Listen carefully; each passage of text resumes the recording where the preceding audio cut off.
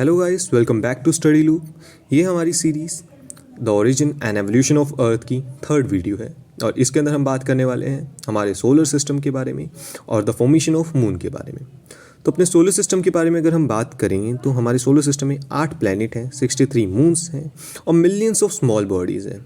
Millions of small bodies क्या वो हो सकती हैं एस्टेरॉइड्स, कॉमेट्स या बाकी बॉडीज़ जो सोलर सिस्टम में उड़ती रहती हैं। सो जो नेब्यूला जिससे हमारा सोलर सिस्टम बना था, कहा जाता है कि वो 5 या 5.6 बिलियन ईयर्स अगो जो था उसने अपना कोलैप्स या आगे फॉर्मेशन होना शुरू किया था।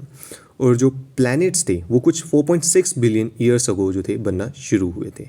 सो प्लैनेट्स की बात अगर आ ही गई है तो इसको थोड़ा सा और ब्रीफली समझ लेते हैं हमारे सोलर सिस्टम के जो 8 प्लैनेट हैं उनके बारे में। सो हमारे सोलर सिस्टम में जितने भी ये प्लैनेट्स हैं, 8 प्लैनेट्स हैं, इनको हम बेसिकली डिवाइड करते हैं 2 हिस्सों में, 2 ग्रुप्स में कह लीजिए आप। पहले में है हमारे पास मर्क्यूरी, वीनस, अर्थ एंड हमारा मार्स।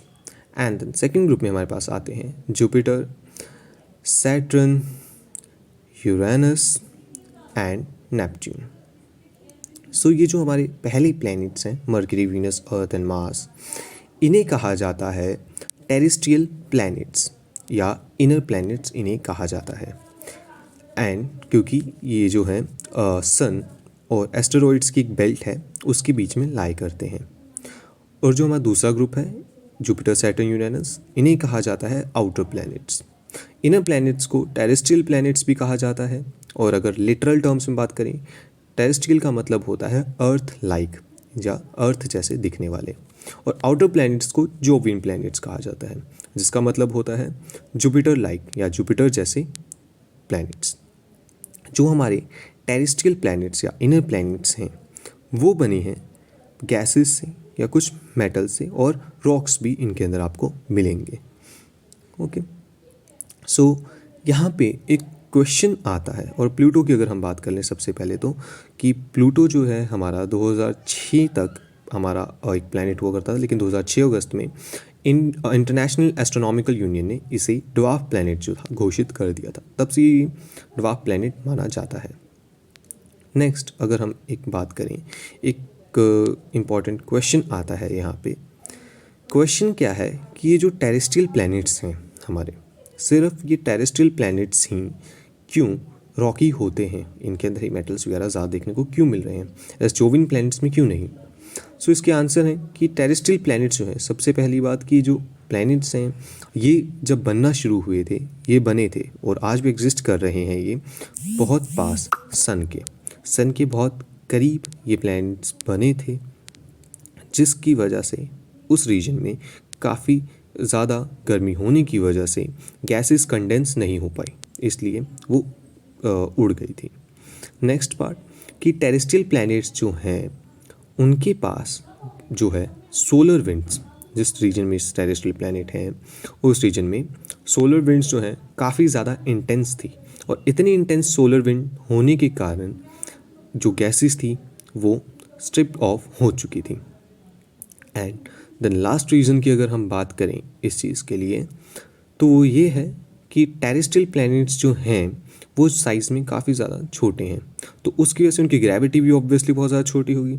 तो छोटी ग्रेविटी होने के कारण उन लोगों के लिए पॉसिबल नहीं है कि वो जो गैसेस हैं उनको होल्ड करके रख सकें काफ़ी देर तक, इसीलिए ये रोकी हैं। सो आई होप आपको ये चीज़ क्लियर हो चुकी होगी। देन नेक्स्ट अगर हम बात करें, अब चलते हैं हमारे चंदा मामा के पास कि फॉर्मेशन ऑफ मून के बारे में। सो मून जो है अगेन वो भी बहुत एक इम्पॉर्टेंट सेलेस्टियल ऑब्जेक्ट रहा है, बचपन से उसके बारे में बहुत पढ़ा है हमने। सो जो हमारा मून है ये हमारी अर्थ का एक लौता नेचुरल सैटेलाइट है। सैटेलाइट का मतलब आप सब समझते ही होंगे।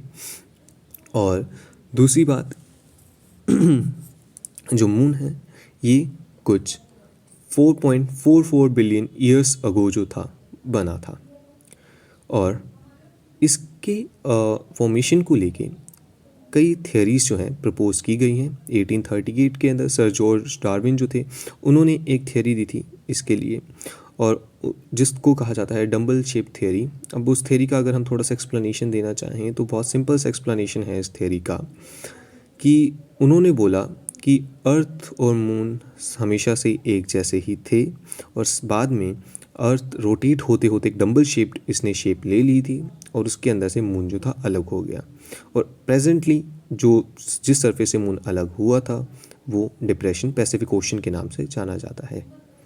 देन इसके बारे में अगर सबसे फेमस थियरी की बात करें जो वो सबसे ज़्यादा वाइडली एक्सेप्टेबल है, वो है हमारे पास the theory of big splat. अब ये थियरी क्या कहती है? बिग स्प्लैट की जो हमारी थियरी है वो कहती है कि जो एक टाइम पीरियड पे अर्थ के पास एक और प्लैनेट था, एंशिएंट प्लैनेट जिसे थिया कहा जाता है, और उसका साइज मार्स से 3 गुना बड़ा था। वो अर्थ से जाके टकराया, और जिस टाइम पीरियड पे ये अर्थ से टकराया उस पर्टिकुलर इवेंट को जाना जाता है द बिग स्प्लैट के नाम से।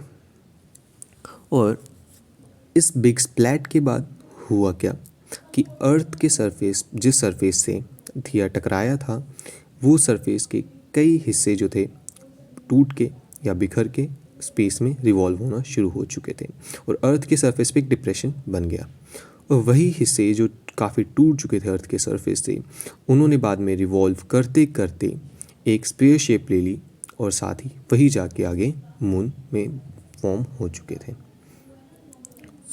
आज के लिए बस इतना ही। आई होप आप लोगों को क्लियर हो गया होगा। Thanks for watching. रिवाइज करते रहें, हसल करते रहें।